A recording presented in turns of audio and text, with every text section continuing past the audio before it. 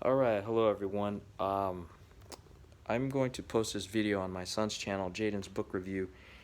This doesn't have anything to do with books, but I wanted to post this review for anyone who's doing this. This is the Valve Cover Gaskets for a 2003 Toyota Tundra. Over here is the engine, the 5vz-fe. And I just recently did the valve cover gaskets. So I changed out the valve cover gaskets, and they've got lots of videos on YouTube for these valve cover gaskets.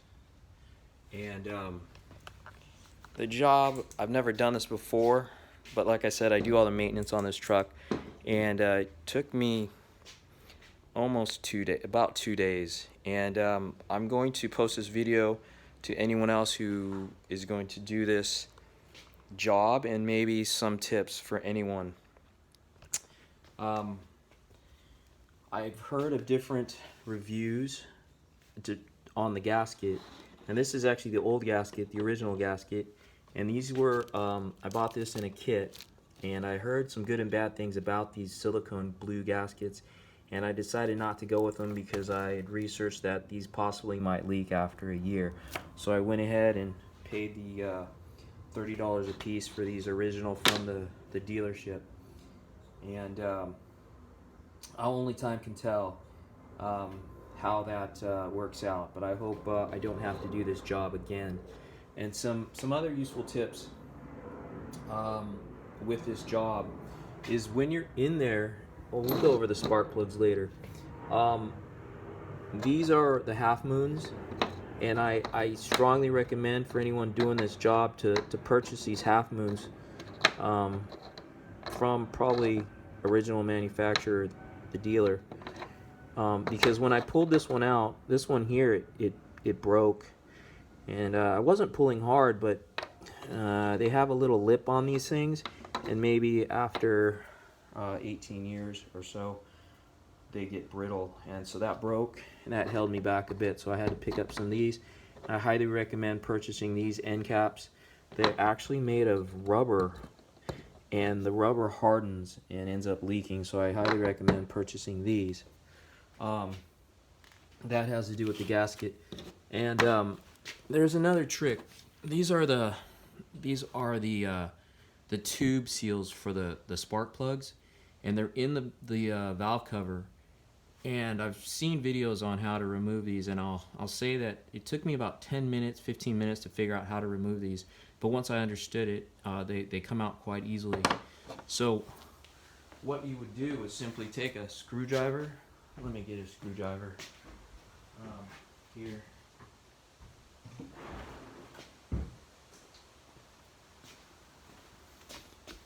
If you can imagine this sitting inside the valve cover like so, you've got to get a screwdriver in to bend this metal. There's this seal is made out of rubber and metal, but anyways, you've got to get a screwdriver in to bend this metal, and you got to be careful not to damage the valve cover since it's aluminum. So this needs to be just tapped with a hammer. There's actually some type of clip holding it here, and you go to the other side and you simply bang on this, try to catch the lip of this metal washer, and once you have that bent, you can actually flip the valve cover over and then just tap it out from the other side. So once I figured that out, it only took about 5 minutes to get the rest of these seals out. So those are pretty hard.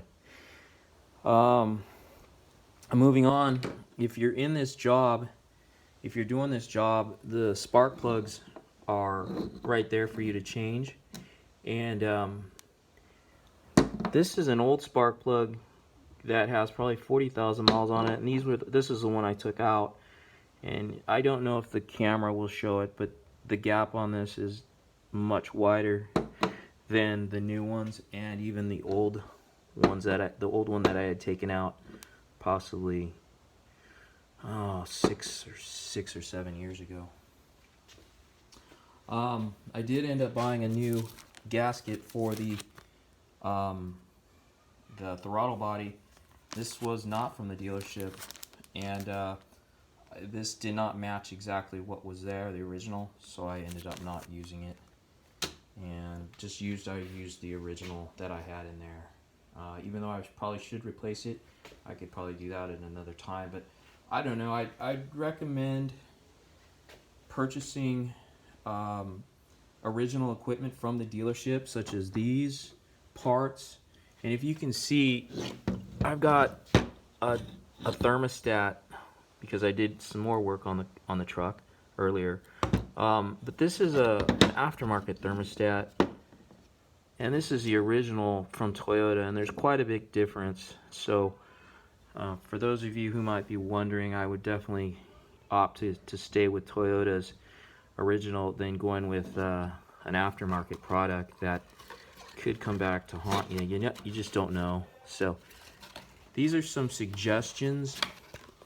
These are some suggestions for anyone who's tackling this project.